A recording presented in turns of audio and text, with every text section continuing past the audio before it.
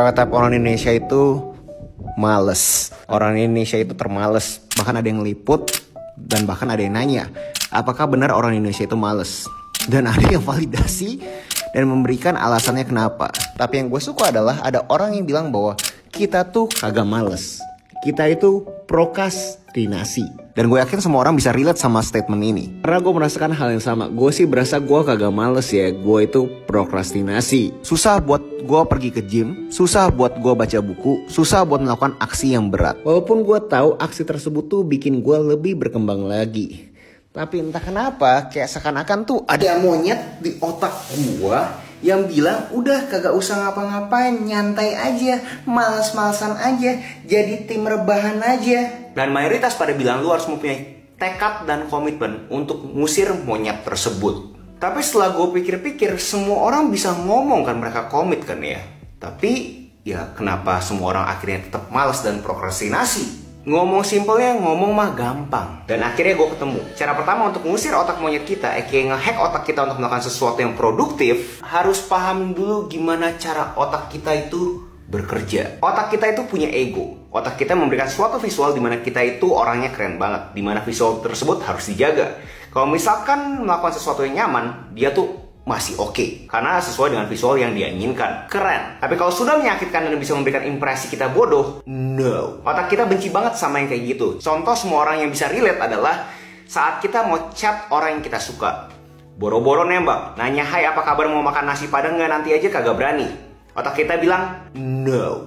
Dan ini yang di bukunya The War of Art by Steven Pressfield bilang resistance. Atau bahasa Indonesia si penentang, si paling resistensi. Dimana di bukunya Steven Pressfield bilang kalau kita mau mendapatkan suatu pencapaian di segala macam bidang, kita harus bisa melawan si resistance. Tapi kalau misalkan kita zoom out, kita lihat bagaimana perilaku kita terhadap hal-hal atau aksi yang tidak nyaman itu,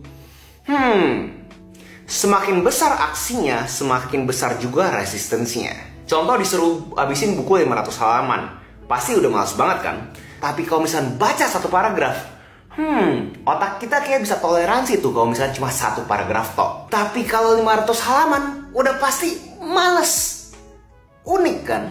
Itu karena otak kita sudah bisa simulasi seberapa kagak nyamannya baca 500 halaman. Dan ini yang nge-trigger gue. Apa yang terjadi kalau misalnya gue baca satu paragraf aja? Langkah kecil dulu aja. Nongol dulu aja. Kalau misalnya mau badan bagus, ya coba jalan ke gym dulu deh. Mau akuisisi kebiasaan positif seperti membaca buku, coba satu paragraf dulu deh. Mau jadi penulis, coba satu kalimat dulu deh. Dan ini dielaborasi oleh James Clear di bukunya Atomic Habits, yaitu 2-minute rules.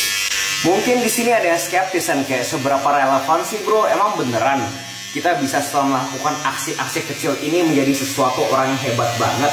Bukannya dimana-mana kalau misalkan aksi kita makin besar, kita punya ambisi besar, harus didampingi dengan aksi yang besar juga. Kalau misalnya aksinya kecil, emang bisa jadi apa bro? Kan aneh gitu loh. Dimana-mana orang juga tahu kalau misalkan lu mau mencapai goal yang besar, lu punya aksi juga besar. Kalau lu malah suruh kita ngelakuin aksi-aksi kecil doang, tapi dengan kita nongol secara kagak sadar, kita tuh nge-track otak kita dengan yang namanya zona tidak nyaman. Tapi dengan kita melakukan suatu aksi kecil ini, kayak seakan-akan, ini sih nggak langsung keluar dari zona nyaman ya. Ini memperluas zona nyaman. Menarik juga, dibandingkan gue langsung sakit, mendingan gue coba perluas dulu. Jadi argumennya, jangan keluar dari zona nyaman. Karena kalau misalnya lu keluar dari zona nyaman, otak lu bakal bilang no. Tapi kalau misalnya kita perlahan-lahan secara konsisten, otak kita akan bilang ya boleh juga. Tapi dengan kita udah nongol terus secara konsisten, sesuatu yang kecil ini menjadi nyaman untuk kita. Jadi itu saat zona nyaman kita diperluas. Cara berikutnya adalah sudah mempunyai suatu ekosistem. Contoh bangun pagi, kalian langsung ngeliat baju olahraganya kalian. Jadi itu nge-trick otak kalian bahwa setelah bangun pagi, kalian tuh harus olahraga. Contoh kalau misalnya kalian masuk ke meja kerjanya kalian, cuma ada buku doang. Mau kagak mau, pasti kalian baca buku. Dilawan dengan kalau misalkan ada handphone. Pasti kalian prefer untuk lihat handphone dahulu. Contoh juga sekarang yang gue lakukan dengan kalian. Gue udah nge-setup sekian banyak ekosistem di rumahnya gue untuk gue bikin video. Kalau misalkan tidak ada ekosistem terhadap mic yang kalian sekarang denger ini, mungkin gue kagak bakal pernah bikin video ini juga. Dan gue baru sadar ternyata gue masih ada kumis. Tapi kita menyampingkan kumis gue, coba kita benar-benar fokus dulu terhadap yang namanya ekosistem. Poin besar di cara yang ini adalah kalau kalian bisa membuat suatu ekosistem di rumahnya kalian atau bahkan di luar rumahnya kalian, di mana kalian mengasosiasikan ekosistem tersebut terhadap suatu aksi, itu akan nge-trigger otak kalian bahwa begitu kalian masuk ke ruangan tersebut, ke ekosistem tersebut, kalian akan melakukan aksi seperti apa. So, ekosistem. Gue coba cukur lagi ya, ini agak jijik sih. Cara ketiga adalah batching kayak singa. Kebanyakan orang kalau misalkan bikin to-do list ya cuma to-do list doang kan. Tapi sudah ada reportase kalau misalkan para milioner, orang-orang kaya tidak memakai yang namanya to-do list. Mereka memakai yang namanya time boxing. Simpelnya adalah kalau misalnya to-do list ya kalian bener cuma taruh to-do list ya kalian. Sedangkan time boxing kalian udah bener secara spesifik. Kira-kira aktivitas ini akan kalian kerjakan di waktu tertentu, dimana dimetaforkan kerja seperti singa. Kenapa seperti singa? Dimetaforkan juga kalau misalkan kalian kerja kayak sapi. Kalian cuma nyam. Setiap hari ya makan rumput dengan teratur ya gitu-gitu aja kan. Sedangkan kalau misalkan singa lagi berburu, bener-bener nge-sprint gila-gilaan kan. Dia makan, habis itu dia istirahat. So, sama halnya dengan time boxing atau time batching ini, dimana kalian benar-benar mengalokasikan waktu, dimana kalian benar-benar full fokus, sprint gila-gilaan untuk mengerjakan aktivitas-aktivitas tersebut. Kenapa sampai dikasih ada spesifik waktunya? Itu untuk nge-trigger otak kalian bahwa sekarang tuh adalah jam kerja. Kalau misalnya cuma to-do list doang kagak ada jam kerjanya, kalian juga bingung kan, kayak ya gue kerjain kapan pas gue lagi mood aja lah. Tapi dengan ada jamnya yang sudah ter-attach dengan to-do listnya, bikin otak kita ke-trigger. Anjrit, udah jam 9 nih, gue harus ngapain nih sekarang? Mungkin sekarang ada yang berasa kayak, bro, gue udah kerjain ini semua, tapi entah kenapa gue punya ego masih lebih kuat. Yang lu bilang resistance itu jauh lebih kuat, bro. Dia kagak pengen gue keluar dari zona nyaman. Buat kalian yang se-ekstrim itu, biasanya tuh karena tekanan sosial. Kalian kagak pengen terlihat bodoh di antara sekitarnya kalian. Dan itu bukan salahnya kalian loh, gue yakin semua orang kagak pengen terlihat bodoh. Tapi kalian harus lihat dari sisi positifnya. Jangan lihat ini untuk mencari validasi yang mereka. Ngelihat aksi ini untuk memenuhi kalian punya motivasi secara intrinsik. So, lihat dari angle fun-nya, menyenangkannya.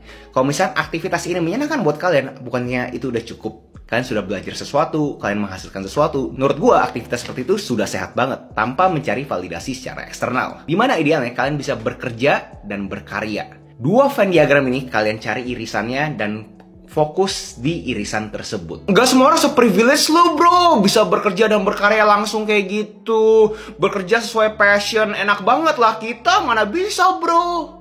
Saatnya gue perkenalkan identity based behavior. Kalau sekarang mindsetnya kalian mau jadi orang yang suka baca buku, tapi ego kalian berasa, lu mah sok-sokan. Terus kalian bilang, iya juga ya. Ya, kalian kagak bakal kemana-mana, guys. Jadi, jangan lihat dari aksinya dulu. Jadi, jangan mulai dari aksi baca bukunya dulu. Tapi, akuisisi dulu identitas pembaca buku. Seperti yang Om Botak ini pernah ngomong di bukunya.